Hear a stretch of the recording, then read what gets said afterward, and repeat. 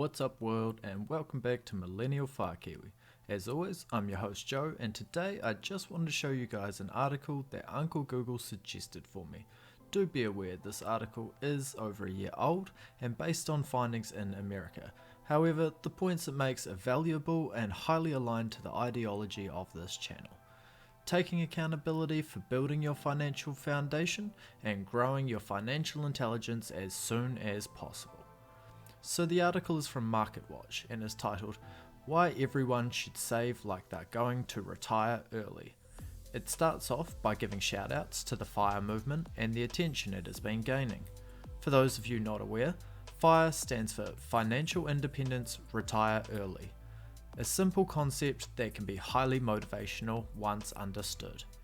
It goes on to outline the main point of the article, which is that it is becoming increasingly common to be forced into an early retirement rather than choosing it. More than half of US workers over age 50 are pushed out of long-held jobs before they choose to retire. Of those, many never find work again, and those who do often take pay cuts or unskilled roles. Only 1 in 10 ever matches their prior income. I know things might be a bit different in the United States, however there are other reasons why this is still going to be relevant to Kiwis, which we will get to shortly. According to the Economic Policy Institute, roughly half of retirement savings are accumulated after age 50, and the median household retirement savings for those aged 56 to 61 is only $17,000. Think about that. Less than 10 years until you retire, and you only have $17,000. It's going to take some serious financial luck if you plan to enjoy flexibility and freedom in your retired life. Now here's where things get a bit closer to home. Whether it's getting downsized at work or being unable to find another job because of an ageist job market, being forced to quit by illness or disability as we collectively grow sicker, or needing to stay home to care for someone else. The fact is that most of us will not retire when we intend to. And of course, we all know that automation, outsourcing, and shifts within industry are an ever-present threat to long-term job security.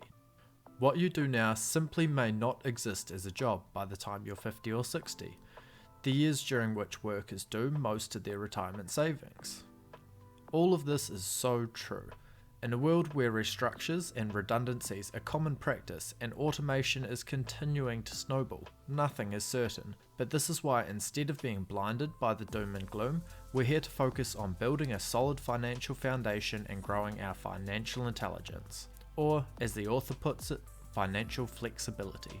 They go on to spin a motivational spiel about why we should be viewing early retirement as an inevitability rather than, quote, a fringe phenomenon for entitled millennial tech bros. Sounds to me like she's hating, but damn, I'd sell out for a couple $100 million, wouldn't you? Moving on, it goes a bit further into American specific detail which we will glance over, but the too long didn't read takeaway is save more, save sooner, America. Now the final factual point is around the lack of financial education in schools, and I could not agree more. Yeah, sure, you can take economics classes, but when you compare financial intelligence to almost any other school subject and the value it will add to your life, it's a no-brainer. I know I would have preferred to learn about how to get rich and stay rich far more than who bombed who and which gods were worshipped by ancient civilizations. Actually, that's a lie. Ancient mythology can be pretty awesome, but I suppose therein lies the problem. Financial education is boring, so finding ways to make it appealing to kids will be the key to creating a financially stable generation to come. Finally, the author has added some finishing touches, but on a personal level, the best thing any of us can do is to see retirement not as something far off in the distant future, but as something you might transition to in the near term. Save more and save it sooner. Except that even if you love your job, you may not always have the chance to keep doing it. Given the data we have, aiming to be fully set for retirement by age 50 should be our new universal financial goal, not 65, 70 or beyond. The extreme early retirement movement may appear to many as an oddity, but it does offer hope to those with disposable income, that it's possible to transform your financial habits and future security entirely if properly motivated to do so. Now, it's time to make planning for early retirement not just some fringe movement, but the norm for everyone. I could not agree more, and this is why I decided to make the video. Let's make 50 the absolute limit for having built the financial fortress in which you can live out the remainder of your life however you want. Stability, security, freedom. All without lifting your 50-year-old finger.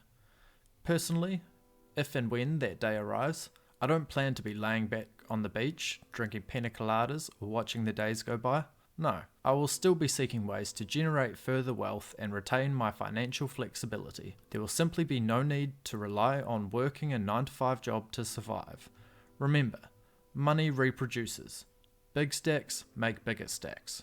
So the sooner you get onto it, the sooner you'll be prepared for your early retirement. Do you agree? Let me know what you think down below. And with that being said, if you enjoyed the content, don't forget to leave a thumbs up and subscribe to the channel.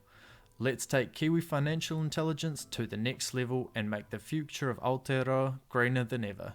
I'll catch you next time.